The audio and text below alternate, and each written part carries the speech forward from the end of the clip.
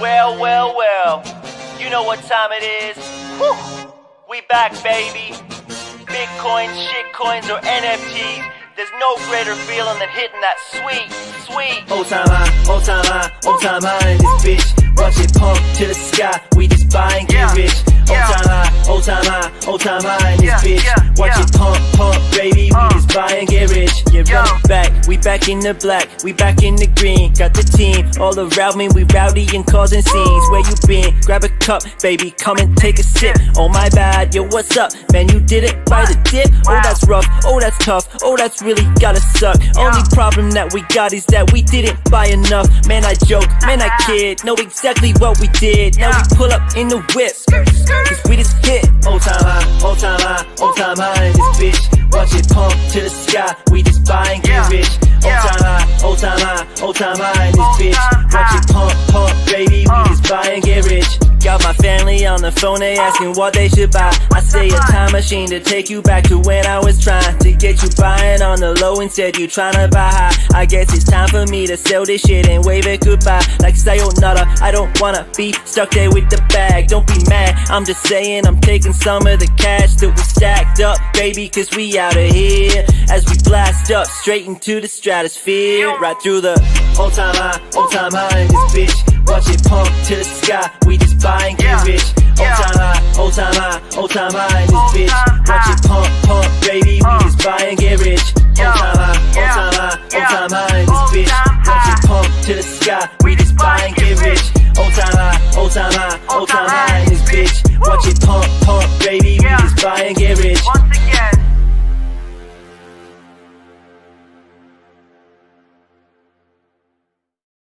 Bitcoin is on a collision course with $1 million. It's not hype, it is just math. Yes, we have momentarily dipped below 97,000, sitting at 96K. But the fundamentals, they are stronger than ever. Meanwhile, Michael Saylor is harvesting billions of dollars in digital corn in the cyber frontier, laying the groundwork for Bitcoin's next parabolic move. This week, the king of money is poised to blast past 100K, with some calling for liftoff in the next 48 hours. Joining us live is none other than Coach Carbon, here to share the winner's mindset you need to crush the cycle and ride the wave of Bitcoin's unstoppable ascent. You don't want to miss this. You want to catch every second of this bullish conversation. Coach, good morning. How are you today? It's actually good evening from where I am, but yeah, good morning to you. I'm awesome. Thanks for having me on. It's such a pleasure. I guess that's why we've called this channel G'day Bitcoin, because G'day just means good day. So whether it's morning, evening, or night, I think it's always a good day. But such a pleasure. Coach, you've been here now like for a full cycle. The last cycle was pretty insane. We had the China ban, FTX blew up, BlockFi, Celsius 3, AEC. Bitcoin went from 3,300 during COVID, the scamdemic, all the way up to 69,000, dropped down to $17,800. It was absolutely insane. It was the wildest ride. And not unusual to other cycles in the past either. You know, originally there's Mt. Gox that blew up. You're obviously still here, which is fantastic, and I'm pleased, but it's not an easy ride. I guess where I want to focus this channel, where I want to focus this conversation today on the channel, is my biggest hope and wish, and it's people's money, it's their choice, they can do whatever they want. But really, like, if I could choose one thing for people, it's for them just to be here in another 4 years' time. But we're sitting just under 100,000. We could potentially go to $1 million this cycle. I don't think that's likely. I'm just saying it's possible. I think that's next cycle we get there. But say we hit $1 million, we could crash down to 80, 90, $200,000, and that's going to shake people. So, like, what did you do, I guess, to be able to have a mindset that's allowed you, first off, to be able to stick around for 4 years and be in this position now? I think it comes down to education. You just need to educate, understand what Bitcoin is as a technology first, and then understand the network, the people involved with the network, the nodes, that the educators that are helping people from all different walks of life. And without having too much faith in something, it's belief, it's understanding in your conviction. And so when you do have, say, the dips in the exchange rate, which is I see as a side part of what Bitcoin is just how we relate to it in human terms when we talk about value. They're just numbers on the screen. We need to look at Bitcoin as a whole, what it means for humanity and society. And so when you understand that, when you have dips and you have the peaks, like, we expect this to happen. We know why it happens. Humans are what's the word I'm looking for? Irrational. So those are going to happen. But you mentioned all those things that happened in the last 4 years, Sean, and some of those things seem like a lifetime ago.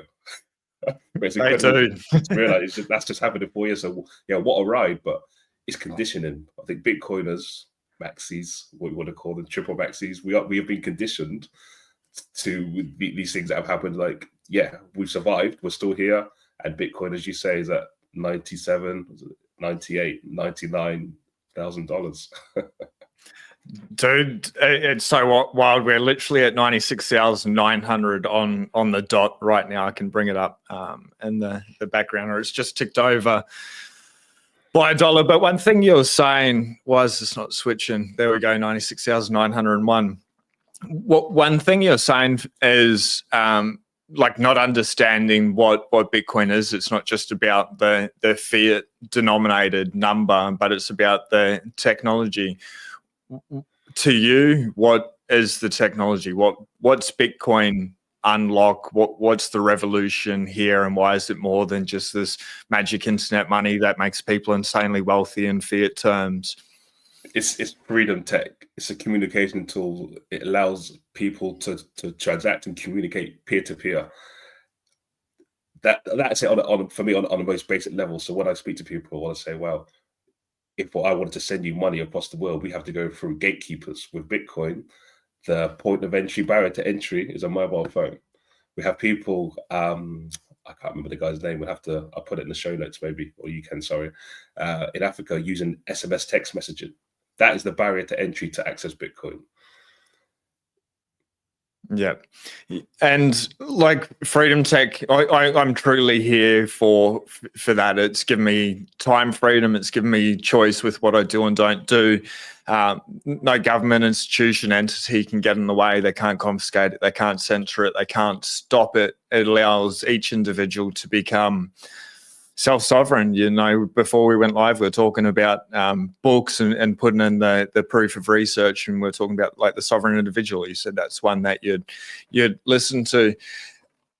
I guess Bitcoin does allow all this, but not straight away. Like if people are just buying the ETF, yes, they're exposed to number go up, or if they have their Bitcoin on the exchange, yes, its number go up until the exchange goes bust. How do you approach like storing your Bitcoin and utilizing your Bitcoin? I guess like you're running your own node as in a hardware wallet or self-custody. You don't need to go into the nuance. People do not need to know what your security setup is.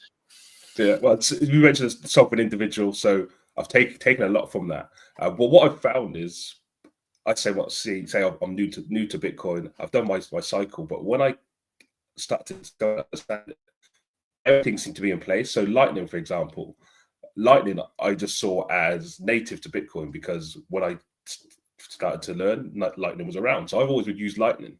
I buy gift cards. I can send sats to people.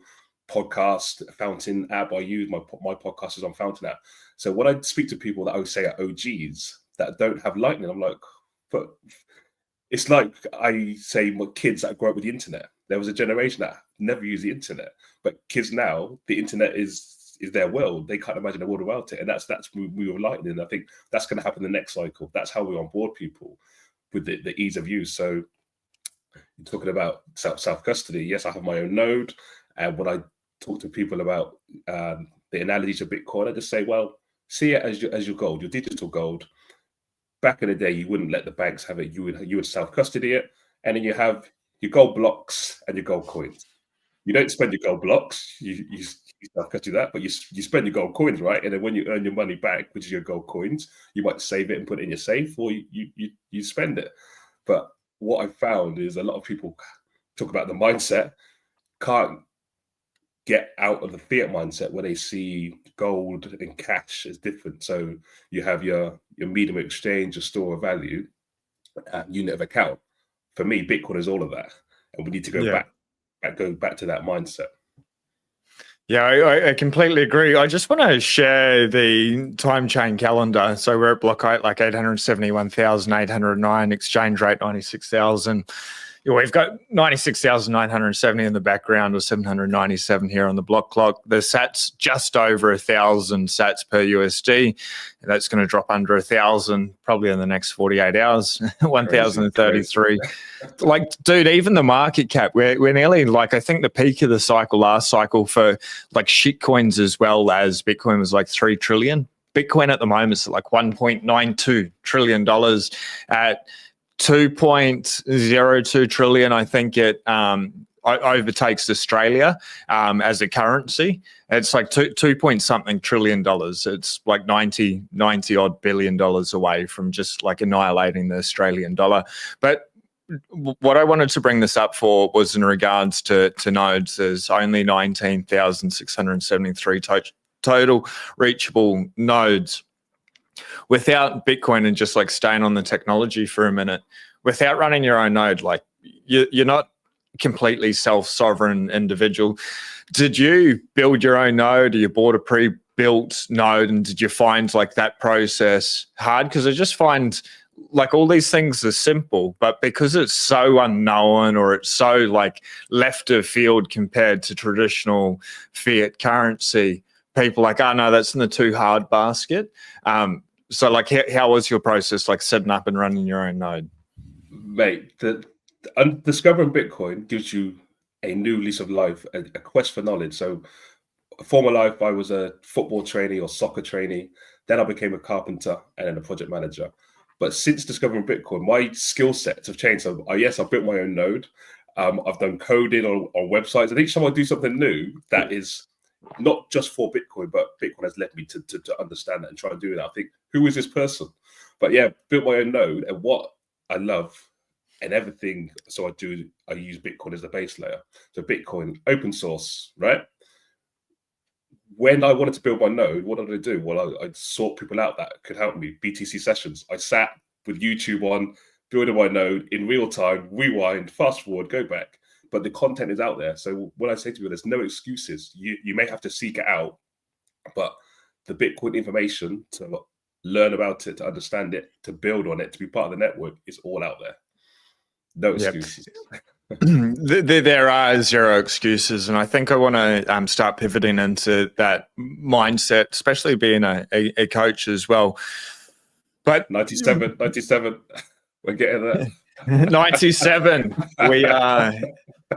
It's so crazy, man. Like, people see 97,000. We're at like 99,000 over the weekend, and I can understand this feels a little bit bearish, maybe for people, especially if they're new or they bought higher than this price. It's truly a blessing.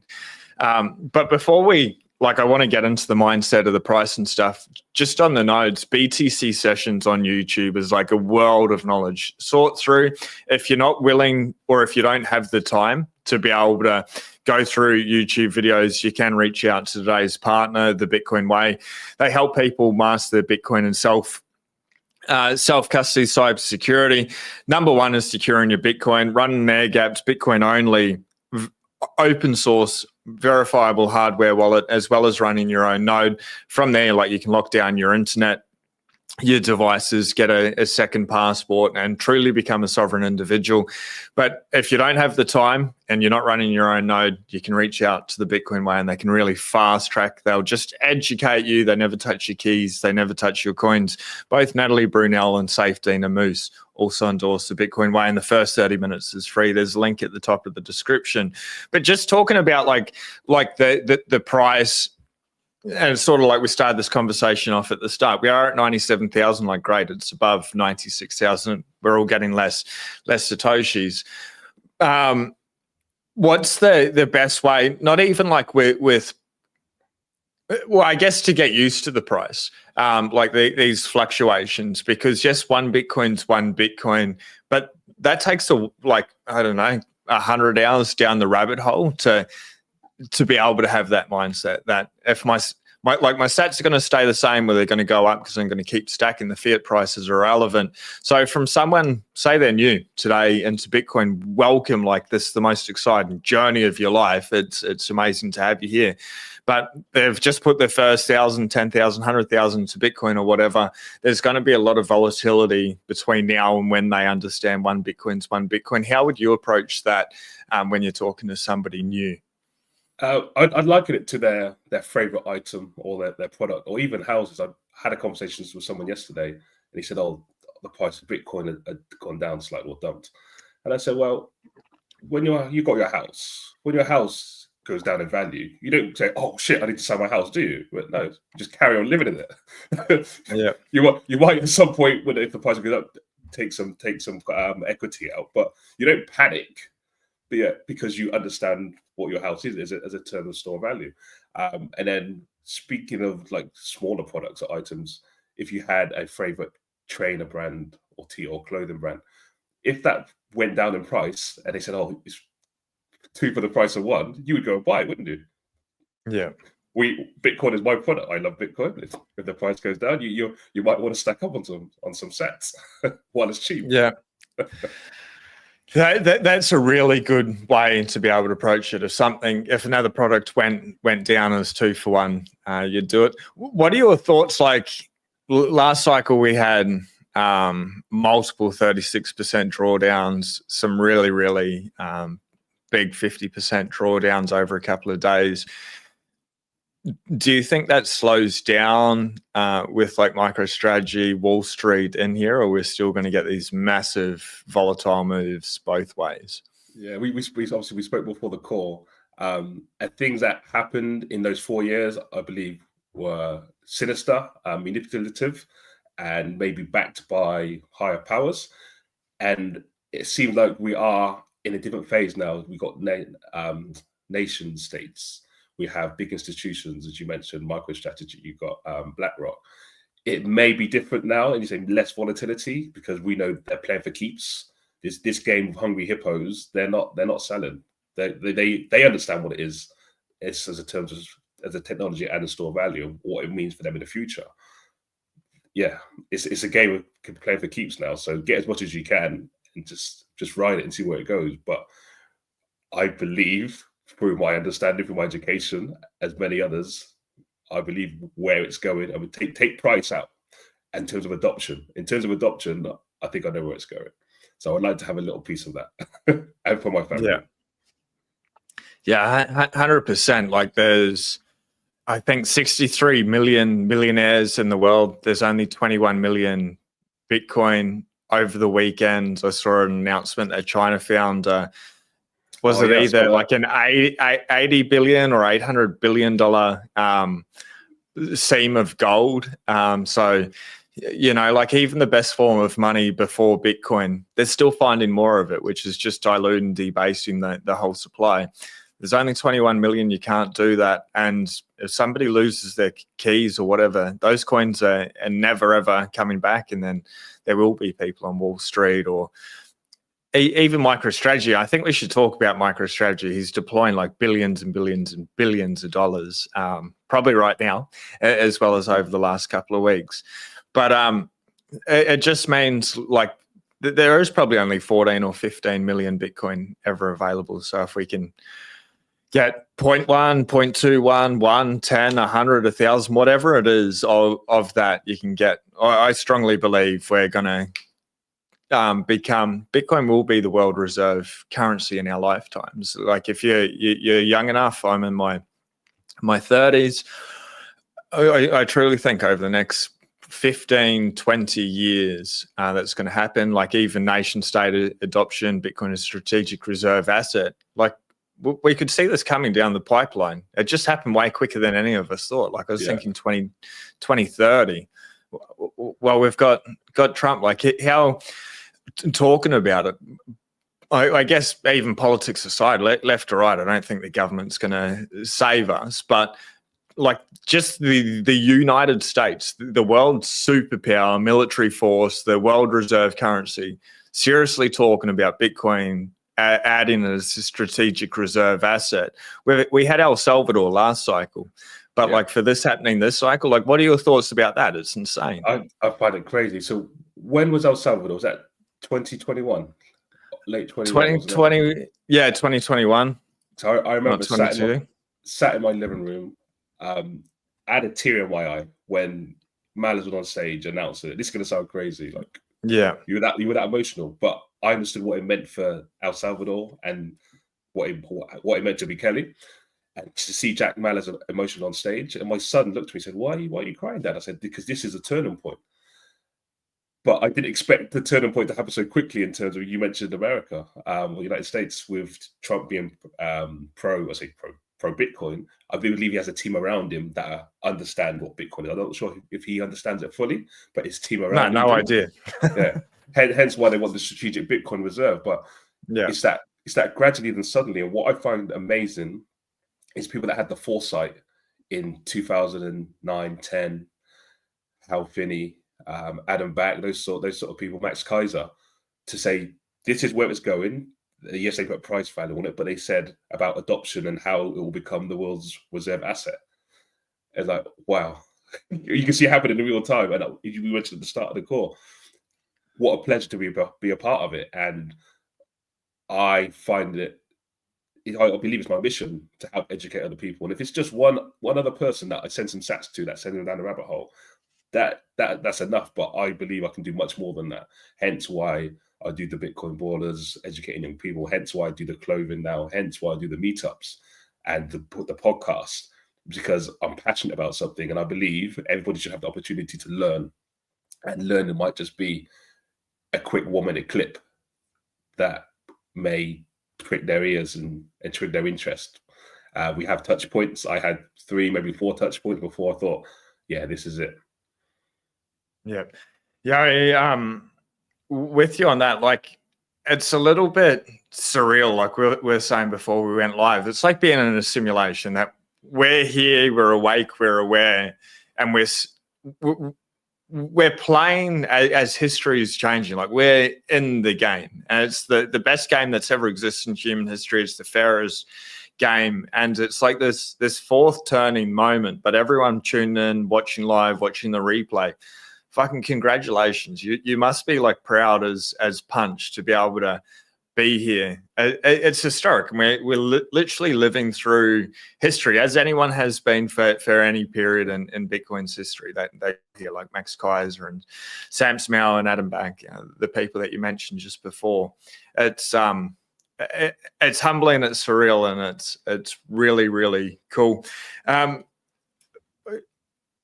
One thing, like you're saying, like with the meetups and stuff, where I live, there's a couple of people that I know that have Bitcoin, but they're also into shit coins, and it doesn't really interest me. I just think there's a bit of a mind virus. It's your money, it's your choice, but it's also my choice not to hang out with those people or be around that distortion of the world, because they're still playing fiat games, and that's fine. It's just not my cup of tea. But then, like, when you go to Bitcoin meetups, when I was at Sydney for Cheat Code, I don't know, a month ago, I went to a Bitcoin meetup the day before, and it's just like pure signal. Everyone's there. There's like a nice solid foundation. It's absolutely amazing. You're running a Bitcoin meetup. Like, what's that like? How's it going? Are you enjoying it? What are some of the conversations, topics? Like, why bother? I'm absolutely loving it, and it's the people. So you mentioned conferences that you go to, people from all different walks of life. The meetup that I held was literally last week, the 21st of November, where we thought we were going to get the all-time high 100K, but it didn't quite happen. But people from all different walks of life, different religions, ages. I brought my son and his friends to meetups before. We had people that retired. It's like we're building a community of like-minded people who've come to understand something and a shared belief system. And we watched the video, Is Bitcoin Just Another Cult? Orange Pill app, we're promoting it, and I think it's by GetBase TV. But what is a religion apart from shared beliefs and values? So if people want to label Bitcoin a cult or a religion, you're right. Breedlove just did a video recently with BTC Viv, And they spoke about, well, cult comes from the word culture. Bitcoin has its own culture, right? We understand some things. We have our sayings that people talk about all the time. Proof of work, do your own research, buy the dip, or we as you mentioned before, we've memed everything into existence. We've built a tribe. Now, call it what you want to call it.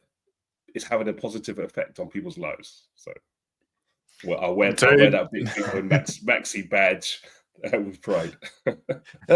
Bitcoin is a cult. I strongly believe, and I strongly believe that I've been brainwashed into thinking for myself to be able to put in our own research.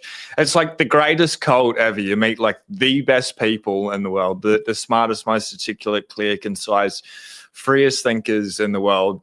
Their net worths going up, their time freedom, like the capacity to be able to do what they want when they want is going up. And they can see like all the distortions. Yeah, it's a cult, but it's the best one that it's the only cult that I've ever been a part of. Fiat's a cult, the education system's a cult. I think everything, like if you go back to paring it down or cult or extrapolating it out to culture, it's just better culture. And thanks Satoshi, thank God that we're here for it. And the Bitcoin maxis are so insane to push truth. I guess one thing that I get is when I'm pushing the orange pill and I bring it up like for the last 5 years and just consistently bombard people with it and just try different angles, whether it's giving the books Parallel. It's absolutely amazing book. This is a good one to be able to share with friends and family on that orange pill journey. Whatever book it is, like I'm a reader, so that's sort of like my go-to or podcasts and stuff. But if somebody buys Bitcoin, it doesn't benefit me in the slightest, at least not short term. If they do buy Bitcoin and they hold it for 4 years, well, they're going to get their time back. They're going to have freedom of choice. It's going to benefit me. I can hang out with them instead of them going to like a bullshit job. We can just do whatever we want. So like, yes, in that way it's selfish, but if somebody buys Bitcoin, it's not going to pump my bags. They're small buy, even if it's $100 million, it's going to do fuck all. Like Sailor's buying $3 to $8 billion right now over the weekend, and the price is down. So like, even if they were to put in 100 million, it's not going to benefit me personally. And they always think like there's something in it, like there's a catch or whatever. I've got my own beliefs of why I push it, but like, why do you feel that the urge? Because it becomes that almost, doesn't it? It's like a mission. You said it's your purpose. Yeah. I feel the same, but why? It's funny you say that. So remember, we at the start of the call, so before we jumped on the call, we spoke about something that happened that was weird and as a bit spiritual. I was conditioned to understand Bitcoin, and I got it at the price I deserved. But in between me, with my former life of being a construction project manager and where I am now, I got into network marketing with my wife for health and wellness. We still do it now. Don't spend as much time with it because I spend a lot of time on Bitcoin. But that's when I understood how networks work. So we had a product that we would distribute, and people would use it, and they might get some results, and I would coach them. But they weren't buying the product; they were buying my time, and that's where people got confused. Like, oh, you're trying to sell me something? No, well, you buy the product, but you get me with it, and use it or don't use it. I get my benefit if you use it and get a result, and then you refer people to me. But I have to create value, right? If I don't create value, if you don't think I'm worth, which my time is worth it, you're not going to refer me. I don't get any business. And so that's how I understood network marketing and networking. Thought, yeah, it makes sense. I provide value, and then I'm going to get more work. So when I discovered Bitcoin, and I'm telling people, they're still thinking, oh, he's into network marketing. Like, as you mentioned, I don't benefit whether you buy Bitcoin or not. I'm just trying to help you because I understood something, and I believe it will help you in the future. And my wife says, like, why do you keep trying to help people for nothing? Like, well, somebody helped me in the Bitcoin space. And I think that's why I became a maxi so quickly and understood Bitcoin, because I'd been conditioned for 3 years before. I do my research on something. I've got the proof of work. So the way I look, the way I feel, the way the runs I could do, I'm improving because of something I'm using, and the lifestyle. That's basically it, the lifestyle. So when you look at a Bitcoiner and the lifestyle they're living, well, I'm reading the books, I'm going to the conferences, I'm educating on a daily basis. And that's what I try to stress to people. I've been done a full cycle, just over 4 years, and every single day I've done some sort of education on Bitcoin. Yeah. If there was any other subject matter, people would be like, "Oh my gosh, that's amazing." But because it's Bitcoin and people don't quite understand it, no one really cares. They're like, "Please use me because I have something to give." Yeah. I don't know everything. No one knows everything. And if you ask me something and we have a conversation, I don't know, I can go and find out, but I'm pretty sure I can find someone in the community who I've networked with that can give me the answer. But please do use me. And like, yeah, but what do you get out of it? Like, I just get a good feeling that I've helped you. That's because we live in the fiat world where everybody trying to get something for themselves. Yeah, it's that mindset again, the Bitcoin mindset people need to understand. Yeah, it's the same here, and maybe it comes from maybe the guilty feeling of feeling like so fucking good, and maybe that's why they say stack sats and stay humble. Like, I can understand that it's hard when we're sitting at $97,000 fucking dollars, about to break $100,000 this week. Like, that's going to happen. Then we're going to be at $1 million. Like, it's happening. It's just math. But I think alongside that and going down, you're like, oh my God, like, this is so amazing. Bitcoin's the greatest thing, or one of the greatest things. My wife's the greatest thing that's ever happened to me. Truly. She, like, I wouldn't be, I wouldn't be who I am without her, but we probably wouldn't be where we are without Bitcoin either. Like, fix the money, fix the world. Like, those two things, the biggest cause of divorce or domestic violence. I'll redact domestic violence because I'm not 100% sure. But I dare say it's attributed to money stress as well. But definitely divorce is attributed to financial pressure. When you can get that sorted, like, your whole life becomes better, your relationships come better, your time freedom, it comes back to you, and then you can put in the proof work, you can go to the gym, you can eat steak or eggs, or you like the best vegetarian quality food or whatever. And it doesn't take very long. So, like, maybe for myself, I'm feeling a little bit of guilt that, like, fuck, my life has changed so dramatically in such a short period of time. And yes, it's been like a solid fucking grind for a long time to be able to, like, exit and to be able to break free.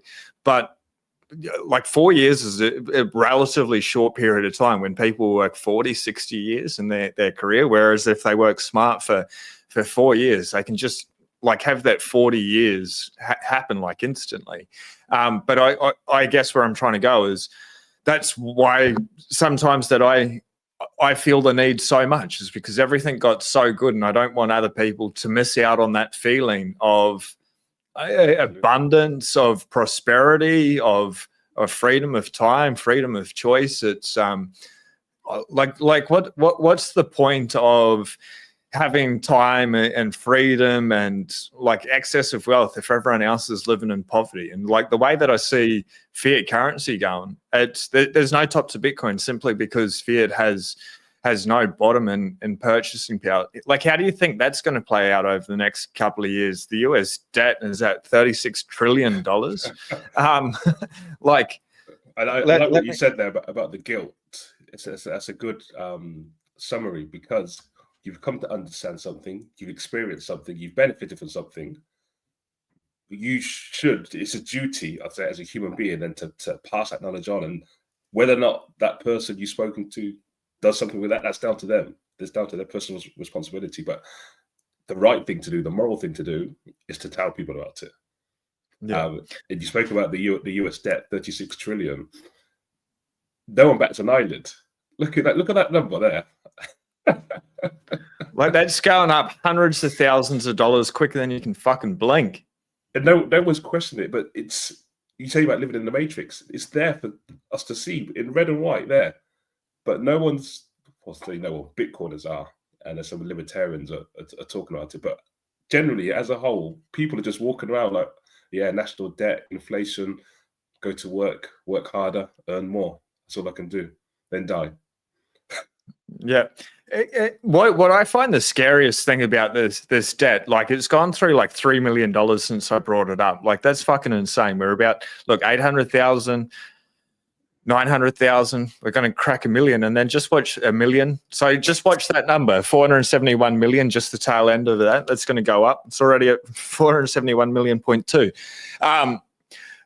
But with that, as this debt gets bigger and bigger and bigger, even though people are working harder and harder and harder, and people really should have doubled their income over the last 4 years to be able to stay exactly where they are. Like pretty much, they doubled the money supply, and people may have even got a pay rise, and they're still going backwards.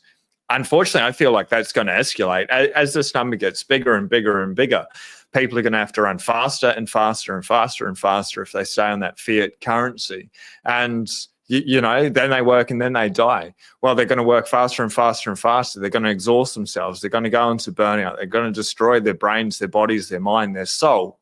And they're going to die sooner. And they're going to live an unfulfilled life. And that's a human fucking tragedy right there, simply because the money is broken. And then they still look at us like, no, Bitcoin's a Ponzi scheme. You're like, fuck, like you're literally in the Matrix. And they look at us like we're all crazy.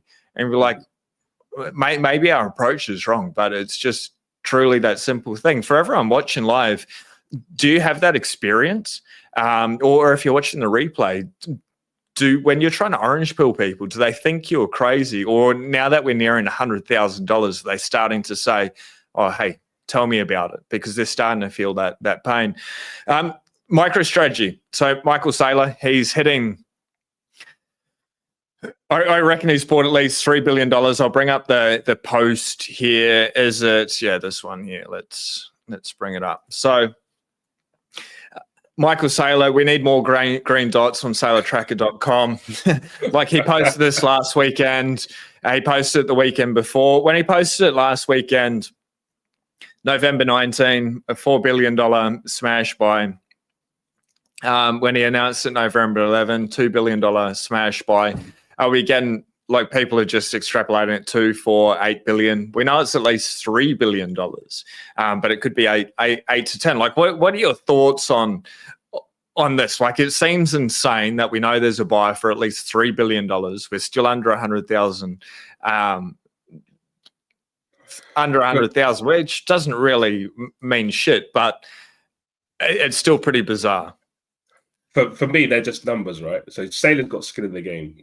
We've all got skin in the game, whether you got 1,000 sats or you're deploying $1 billion. But what I love and what I say to people, I'm from the same school as Saylor, 2020. We probably spent the same amount of time studying, make him more on an intellectual level, and I've learned a lot from him, him and Breedlove.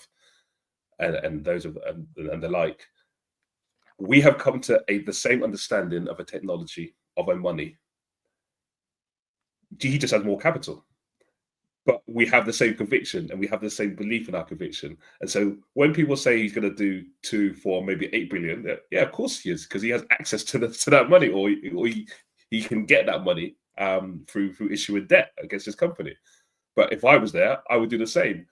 If I do it now in my life and people look at me and think you're crazy, well, I'll just point to Saylor and say, well, he's probably one of the smartest men or smartest person I've ever listened to in my life. And he's doing that. Who am I to say, or who are you to say? I don't know about that. I think he's wrong. And it's not just him. There's others with wealth who seek to keep their wealth are doing the same thing. Now, they're not doing it on a whim. They're not doing it as a gamble. They're not doing it as a hedge or doing it again hedging inflation, but they understand something. It's like there's Larry Fink, the smartest capital allocator in the world. If the US government has a problem, they call up Larry Fink. He's got however many trillions of dollars under management. I don't know what it is anymore. I'm sure it's just gone up parabolic over the last couple of months. But in purchasing power, there's the US government, there's the Chinese government, and then there's BlackRock, Larry Fink. So when he's saying Bitcoin's a flight to quality, a flight to safety, and you've got presidents, President Trump, President Nayib Bukele coming in there, or people like Steve Wozniak from Apple, Tim Cook from Apple came out with another video over the weekend. It's like, if we're not listening to some of the smartest people in the world, not just doing what they say, but like paying attention to what they're doing and then putting in our own research. I don't know, they're fundamentally flawed. What's the common theme with that? They've all said I was wrong about it. I've done my research. Yeah. Same with Michael Saylor. Yeah. They've all come out and said, yeah, I was wrong. I didn't do the work. Once you do the work, then you understand something. Then you have conviction. And that should be the biggest sign to people. So people that were dead against it are now putting their name and their wealth behind it. Why would they do that? Like even my own journey, Coach, is I heard about Bitcoin at $96 Australian. I was working on cruise boats in the Great Barrier Reef at the time, and cleaning the boat up after all the guests left and listening to a podcast, and Bitcoin came up for some reason. Like, I'm going to buy Bitcoin. I didn't buy Bitcoin.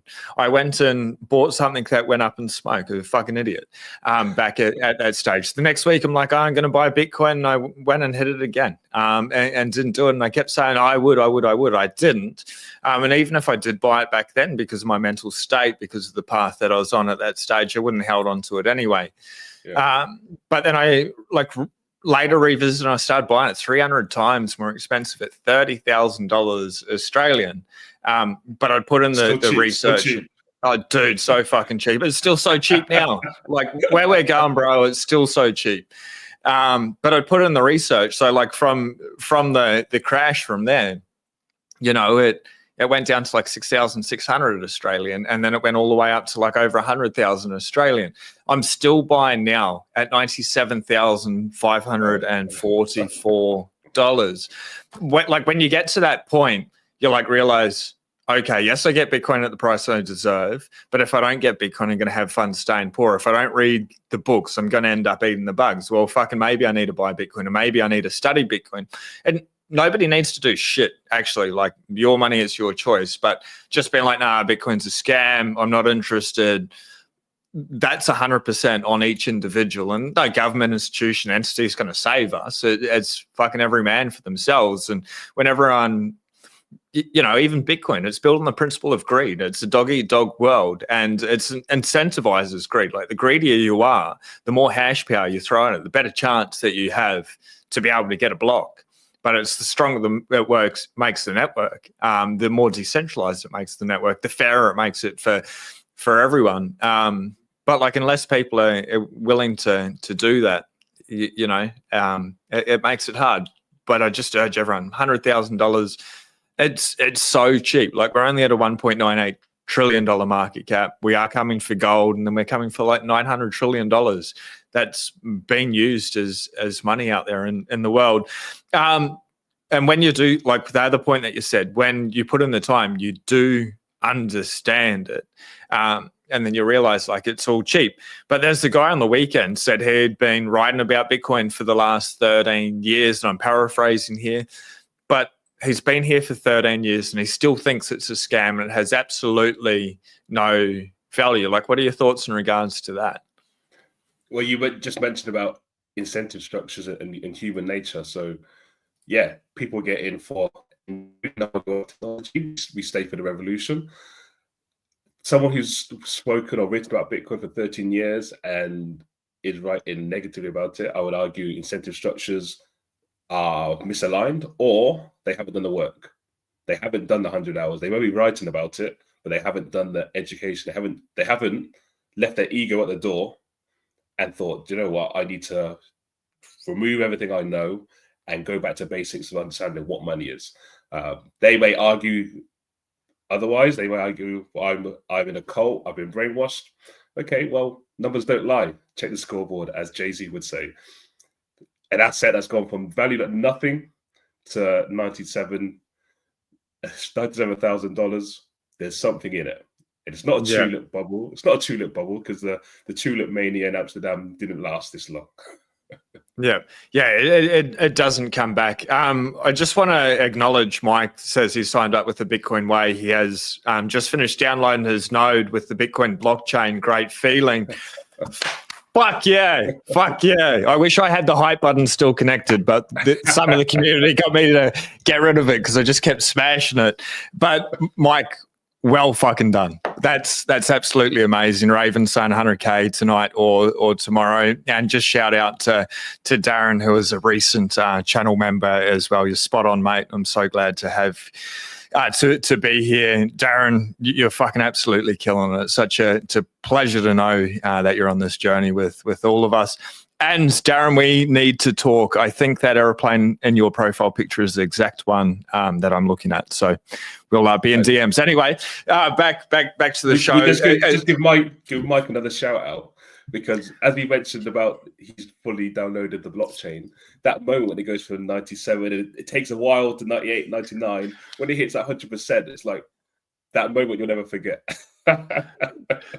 And fucking sorry about my language. It's good fucking morning, ladies and gentlemen. They say stay humble and stack sats. If you've been here for more than a month, like every single one of you in profit. If you've been here for more than a week, like every single one of you are in profit. So well done. But in regards to the node, for me, it took like 4 weeks, man. I was like, holy shit. I was like talking to Tony, is it like it finished yet? I'm like, I'll check. I'm like, no, it's like 13%. He's like, what?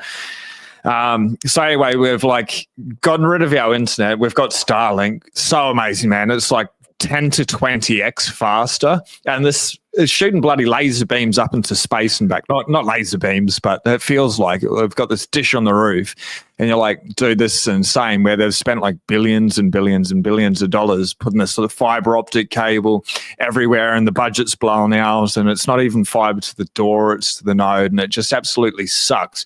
And that's what happens when the government does do some things right. I'm not even against Bitcoin. We are in the green over the last 24 hours. But when it comes to like internet and rolling out like technology services, they've like totally fucked up here. But it can take a long time. So, and the reason it took so long is, number one, my internet was shit. But number two is shitcoins on Bitcoin or NFTs, people holding data.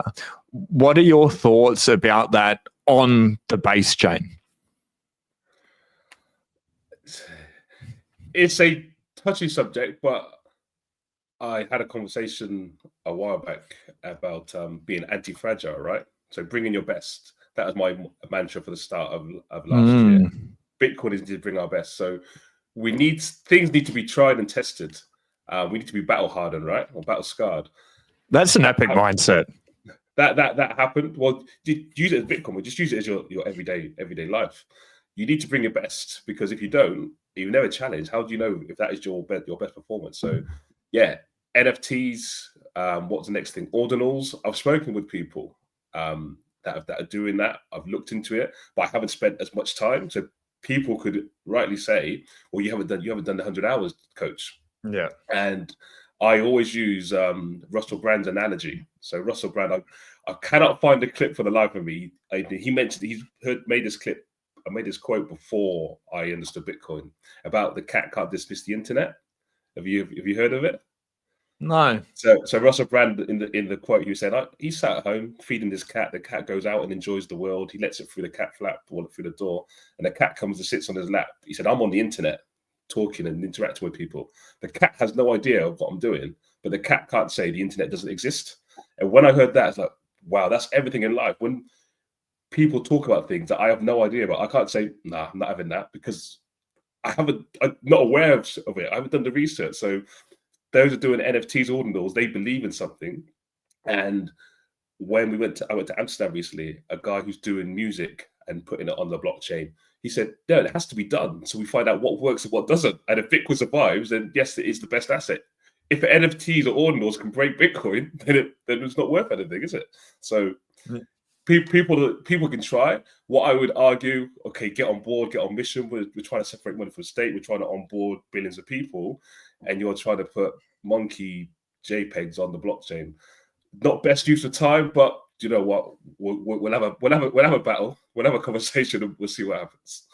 Yeah, my biggest gripe with it, and if people want to put monkey pics, I can see like real world use cases for it.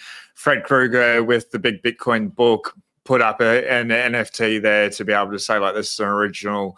Like I understand that. I'm not even opposed to it. What my gripe is that it makes downloading the Bitcoin blockchain take so long and use up so much space. So instead of buying like a 1 terabyte hard drive, you need to buy a 2 terabyte hard drive, and soon it'll be like a 4 terabyte hard drive. And what makes Bitcoin so unique and so amazing is everyone can run their own node. They can run Bitcoin. And there are things coming out now. I think it's Bitcoin Knots, where like it will remove the ordinals out there, but then it's not like the entire snapshot of the Bitcoin blockchain. That's the thing. It just makes something that's at the moment still very relatively cheap. And like if you're here now, you've been stacking, please just run a node. Just do it for yourself. Do it for your freedom, to be able to verify that Bitcoin is yours, but to add like make Bitcoin more anti-fragile. But that's my issue with it. And I haven't done 100 hours either, but it does make downloading the Bitcoin block longer and costs more money, in physical hardware. We just have to ask Musk to improve styling, right? So it doesn't take too long for it to download. Well, mate, if I downloaded on Starlink, it would have been done in 2 days or less. It would have been so quick. Our internet was just so slow with our government-sponsored rollout of the NBN. One of the things is Tim Cook came out on the weekend and he said that he likes Bitcoin. He's been holding it for a while. I'm paraphrasing. Don't quote me exactly, ladies and gentlemen, but that's like the gist of it. So that's with Apple. Which is very, very interesting. I can see them coming out this cycle.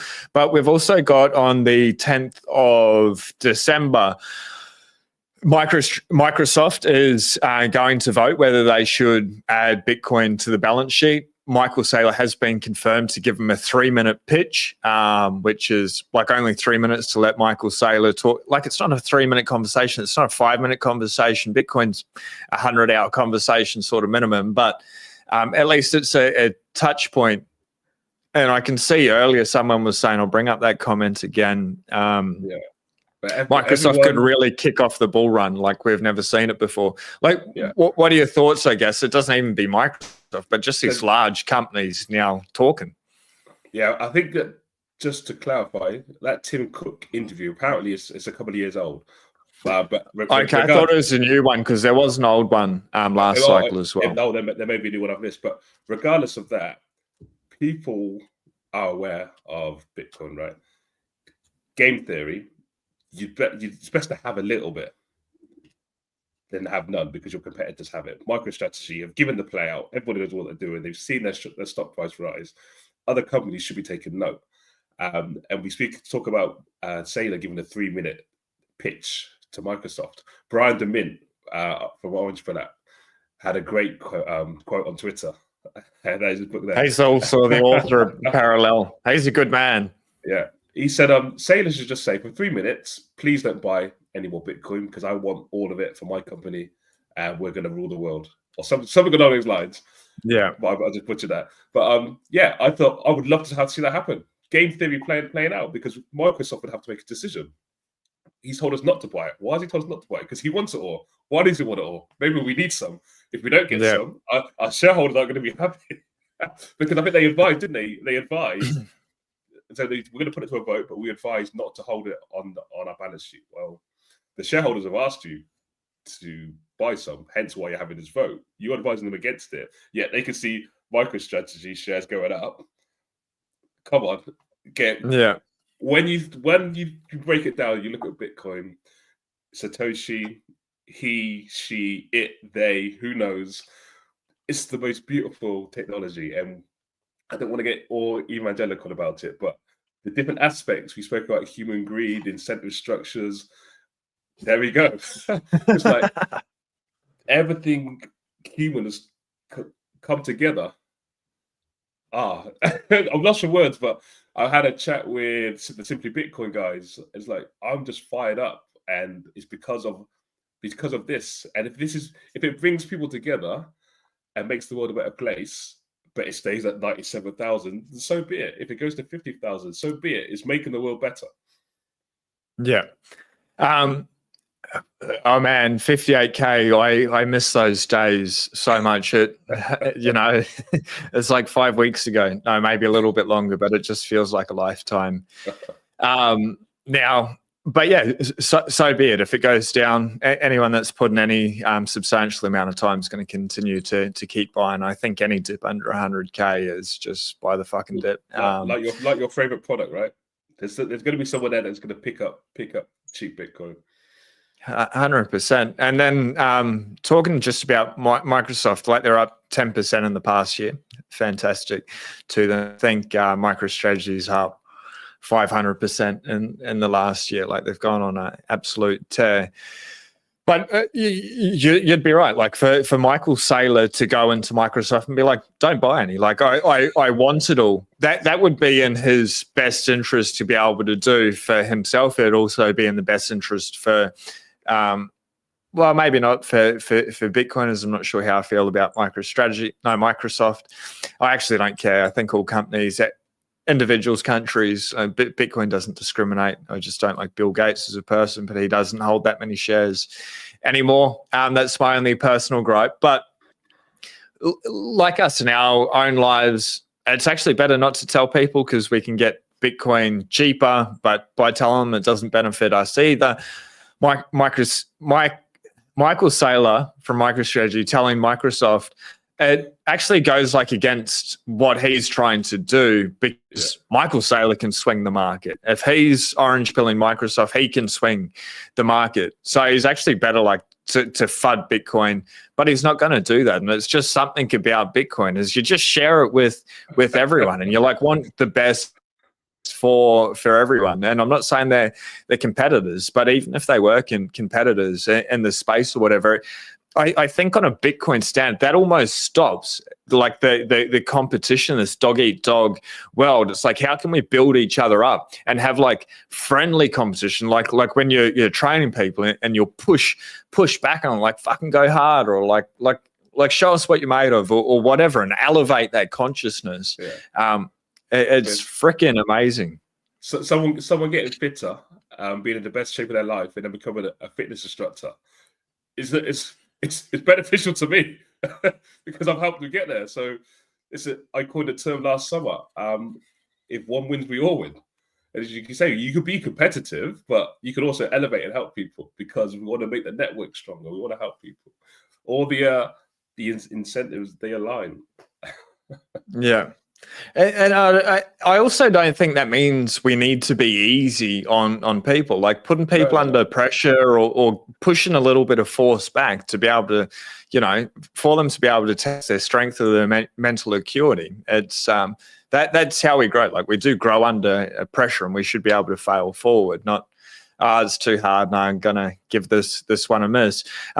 As we round this out, you've got a clothing store, Coach Carbon. You've got the shirts there up in the background, $1 million Bitcoin mindset, Coach Carbon life. Well, I guess where can people find like the epic work, their talking points to be able to send the signal, but also your YouTube and your X accounts, and then after the show, I'll link those at the top of the description for everyone. Wicked. So yeah, coachcarbon.life. That's my website. And that's where everything is, from health and wellness to wealth to lifestyle. I have my podcast on there, the stuff I do with Bitcoin Borders Academy, helping educate young people on Bitcoin through football. And they're all just passions. And the clothing line, I started last November, 21st of November, 2023. And there was always a mission to it. Not sure if you can see in the background, there's a journey of all the collections I've done for the last year with the Bitcoin chart behind it.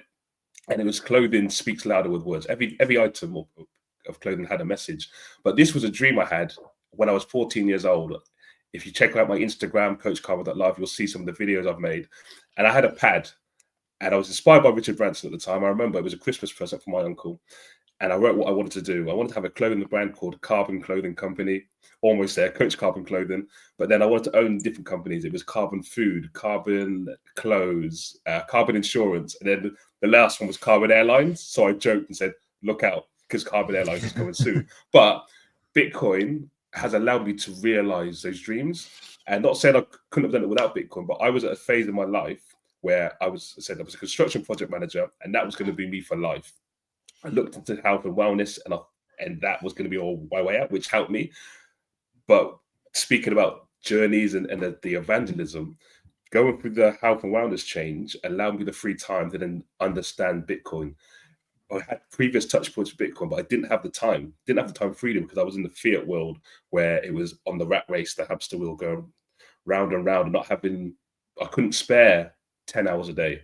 But during 2020, I call it the year of the awakening, I had that time, and the knowledge that I've amassed, again, I've only just scratched the surface. I'm down 4 years down the rabbit hole, and I know it goes so much deeper. But yeah, the knowledge I have now is like, who is this guy? And I've paid to go to events, but I haven't paid for information, or I've paid for books, but no, there has been no gatekeepers that say, okay, you must buy my course to learn about this. There are people that are doing that, but there are people like us now that are leaving the ladder down for the next people coming through for the next cycle. Come and learn, come and listen. Famous book, not The Alchemist. What's the other one called? It's gone off the top of my head. Richest Man in Babylon. Come, let us seek those who have riches and see how we can acquire those riches. Bitcoiners are showing you, and the riches isn't gold, the riches isn't Bitcoin, the riches is time freedom. Now, how do you get there? Well, you need to understand what money is. What is money? Breed love. Check the series out. That was the penny that dropped for me. Like, wow, money isn't cash in your hand. It's time. It's energy. It's value. And when you understand that as the Trinity, that's what money is. Those three things. Like, okay, now I need to provide value in the world. There will be a exchange rate for that, whether it's stones, shells, gold, cash, Bitcoin. I am going to earn something for my time. Now I need to earn the best or saving the best money, because I can't be saving or earning something that people can make for free or extract for free. There needs to be a real world cost to it. And it's going to lead you to Bitcoin, whether you like it or not. And it can lead you to Bitcoin. You can think, I'm going to go altcoin route, or I do the gold route, or I just stay on the fiat in the fiat world. But I think when people pull back the curtain or take the orange pill, the Matrix, when Neo wakes up and says, I know Kung Fu, I know Bitcoin. Once you understand Bitcoin, it's like, wow, your whole world changes. But it's important, as you say, to stay humble, because it's easy to think you know something and you're just going to leave everyone behind, or these people are thick. I can't do that, because I was once that person. I was once the person that said, what's mining? I don't even know what mining is, and didn't ask the questions. My site manager was mining Bitcoin in my office. He asked me, can I bring my gaming computer in 2018? I was like, yeah, just bring it in, mate. And I didn't have time to sit down with him and say, mate, what are you doing? But we get it at the price we deserve, right?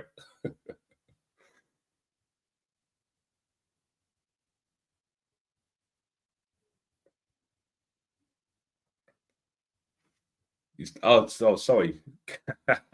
Yeah, so people listening, watching, whether you're watching live or in the future, please just do your 100 hours of research. Speak with people, network. I got into Bitcoin understood Bitcoin through network marketing. I understood how networks work. If you provide value, and then you're going to be beneficial to the network, that's where you're going to get the support. If you're not providing value, if you're doing things that are going to harm the network, you'll soon get found out. And it might take a while. It might take a cycle. We see what happened to SBF with the FTX debacle. He was a bad actor in the space, but he got found out. Bitcoin, the network, will tell the truth. And it may take a while, but it will happen at some point. I think we 975 back in green. Sorry. Yeah, we are. It's going to break 98,000. But truly, the Aussies are awake. The Aussies are pumping the market. Not till 9 o'clock. We've got 20 minutes until market open. Here, isn't it so crazy, man? Like the market's like 9 till 4:30 here, but Bitcoin just trades 24/7, 365 globally. It just does not stop. There's Well, I was going to say there's no gatekeepers. There's no gatekeepers with peer-to-peer. We've got this massive operation. I call it Operation Choke Point 3.0. It's just an extrapolation from the choke point over in America, where they're making it really, really, really difficult. I've had my bank account shut down so many times, or payments put on pause, suspended, and then they, like one bank account of mine, Commonwealth Bank, caps me at $10,000 a month. So then you need a pay ID to another bank account to be able to go. Like after you hit that cap, there's like so many are just like, no, you're not doing it, or they put up messages. This could be a scam. If you lose your money, you're not getting it back. Blah. You still want to do this? Yes. Like, I want to exit your fucking system. Like, piss off. Yeah. Of course. I know what I'm doing. But for people that are just coming in new, they heard about Bitcoin, but they still trust the banks. And they're like, yeah, I'm going to go buy it. And then they go into their bank account, and the bank's like, oh, this could be a scam. And then it turns them off. But it amazes me still that we can. Keep going. Sorry. About the banking. Yeah, it just amazes me that like the banks and the stock market, limited hours, you know, like branches to be open, but then we've got this money that's permissionless all around the world, and it just never stops. It never turns off. It doesn't have downtime. It's been up for 99.998% of its history, or thereabouts. You know, when CrowdStrike happened, and everyone got the blue screen of death, Bitcoin was still running. It doesn't stop. It's freaking amazing, man. That's right. Yeah. So that's the point I was going to go back to. 99.9%. I didn't realize there was a numbers. So we looked at the national debt, the 36 trillion that no one bats an eyelid. I think Bitcoin is close to, or getting close, or has passed, the uptime of the banking system in terms of actual open hours. So if you think Monday to Friday, 9 to 5, all those hours over centuries, Bitcoin has passed that in terms of uptime. Like, wow, we've done that in 16 years. Yeah, man, that shows how crazy the system is. It's truly remarkable, and I need to get to the gym today. That's for sure. So I guess like closing thoughts, and we'll get out of here. Like alongside Bitcoin fixing your wealth and bringing back your time, you're obviously incredibly fit, mentally strong as well. Like, how do you think about health? Like, is it important? Should people not necessarily go to the gym? I guess, like, let me phrase it another way. For me, I see there's absolutely no point in getting insanely wealthy if you lose your relationships and you lose your health. Like, what are you living for? Like, they're the two most important things, is relationships and health for me. But like, what are your thoughts, and how do you approach it? So, Coach Carbon Life, for me, Bitcoin underpins everything. Money underpins everything, right? In terms of time, energy, and value. So, link that to your health. Well, you need to be disciplined. You need to think about your time preference. Are you going to set out a plan for your dietary needs for the week, for the month, or are you just going to go for the fast food stuff and have that instant gratification? Whatever you do, you need to have personal responsibility.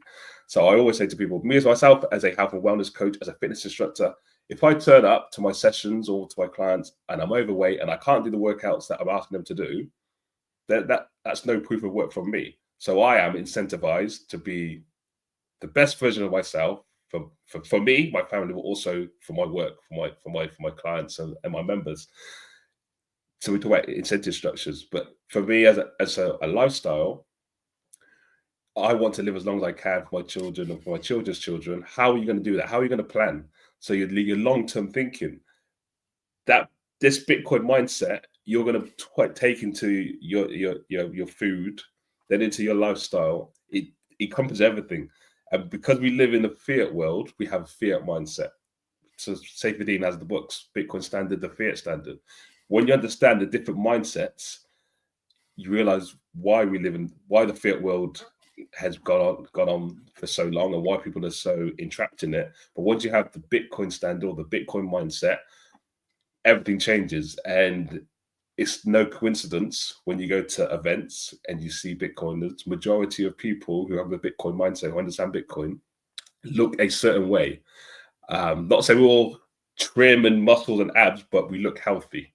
There's not many people that I've seen who understand Bitcoin who live an unhealthy lifestyle.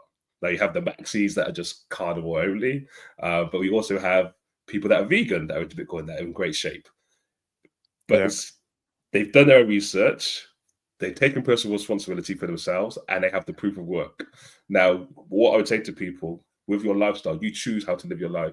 What works for me, and I said it when I did my network marketing and health and wellness, what works for me might not work for you. But you can have a look at it, we can have a conversation, but you need to find out what works for you.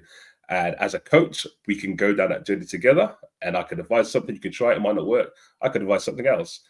Or you could go off and find something that works for you and say, coach, this works for me. You should try that. And I could try it. That doesn't quite work for me. It's not one size fits all, but you have to go down that journey. So there's the Bitcoin rabbit hole, but there's lots of different rabbit holes that people are going down themselves. But use Bitcoin as the base layer, is everything I would say to people. That mindset, the Bitcoin mindset. I completely agree. So for everyone, I've linked Coach Carbon's Twitter, X. I knew Twitter wasn't the right word there. It just pops into my mind this morning. I still say Twitter. Oh, dude. I say X, but like, what do you do? Like, you tweet on X. You don't X or... Yeah, I'm Xing. I'm Xing. I'm having an Xing time this morning. But I've put your X below. I'll link your YouTube as well. It's been a real big pleasure for everyone watching. If you haven't already, hit subscribe. We've got some amazing guests coming on, just like Coach Carbon this morning. We've also got the news. Bitcoin, it's going to break $100,000, I dare say, in the next 24 to 48 hours. Maybe it takes longer. That's a blessing in and of itself. There, if you know, you know. And then he's a Twitter maxi. But everyone, please do something nice for yourself and for everyone else out there. Be blessed. Peace.